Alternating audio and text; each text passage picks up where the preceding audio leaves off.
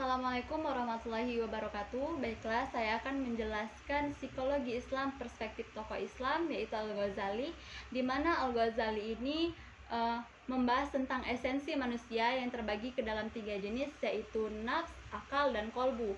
Nah, dan akan saya bahas itu adalah nafs dan akal. Al-Ghazali membagi nafs itu menjadi 3 tingkatan. Nah, yang pertama itu adalah al-nafs al-amara bi'alsu, yaitu nafsu ini yang mendorong kepada kejahatan. Dengan kata lain bahwa nafsu ini cenderung kepada karakter-karakter biologis yang cenderung pada kenikmatan-kenikmatan hawa nafsu yang sebenarnya dilarang oleh agama karena menarik hati kepada derajat yang hina. Yang kedua itu ada al-nafs al-lawamah, yaitu apabila suatu ketenangan itu tidak sempurna, maka akan muncul dorongan kepada nafsu syahwat. Nah, nafsu ini pula sumber penyesatan karena ia patuh terhadap akal. Berbeda dengan al-nafs al-amarah yang cenderung agresif, mendorong untuk memuaskan keinginan-keinginan rendah, dan menggerakkan kepada pemiliknya untuk melakukan hal-hal yang negatif, maka al-nafs al-lawamah ini memiliki sifat atau sikap yang rasional dan mendorong untuk berbuat baik. Nah, namun daya tarik keburukannya lebih kuat kepadanya dibandingkan dengan daya tarik kebaikannya. Yang terakhir atau yang ketiga itu adalah al-nafs al-mutmainah. Dari kedua nafs tadi, al-nafs al-mutmainah ini merupakan tingkatan tertinggi dari rentetan strata jiwa. Karena pada al-nafs al-mutmainah ini keinginan ataupun tingkatan dari manusia itu sudah terbebas dari sifat-sifat kebinatangan dan penuh dengan cahaya ilahiyah. Kemudian ada akal.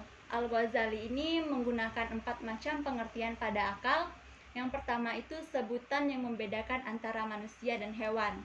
Nah, seperti yang telah kita ketahui bahwa manusia itu memiliki akal sedangkan hewan tidak. Yang kedua itu adalah ilmu yang lahir di saat anak mencapai usia akil baligh, sehingga mampu membedakan perbuatan yang baik dan yang buruk. Yang ketiga itu adalah ilmu yang didapat dari pengalaman. Nah, sehingga dapat dikatakan siapa yang memiliki pengalaman yang lebih banyak, maka dialah orang yang berakal. Dan yang terakhir itu merupakan kekuatan yang didapat untuk menghentikan keinginan yang bersifat naluriah, untuk mengekang dan menundukkan syahwat yang selalu menginginkan kenikmatan. Mungkin itu saja yang dapat saya jelaskan. Terima kasih.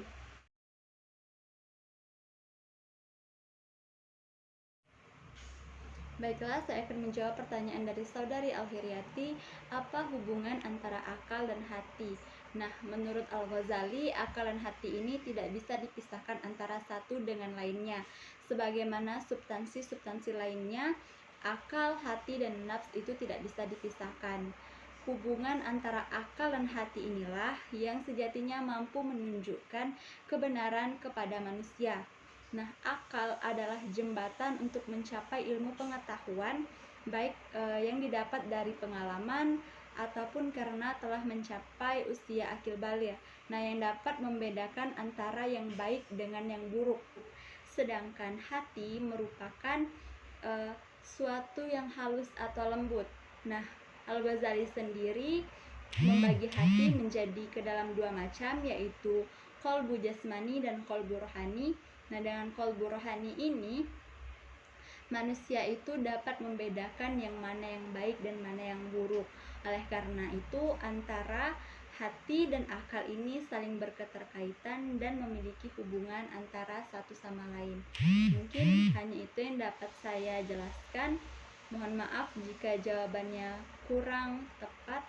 Terima kasih. Wassalamualaikum warahmatullahi wabarakatuh.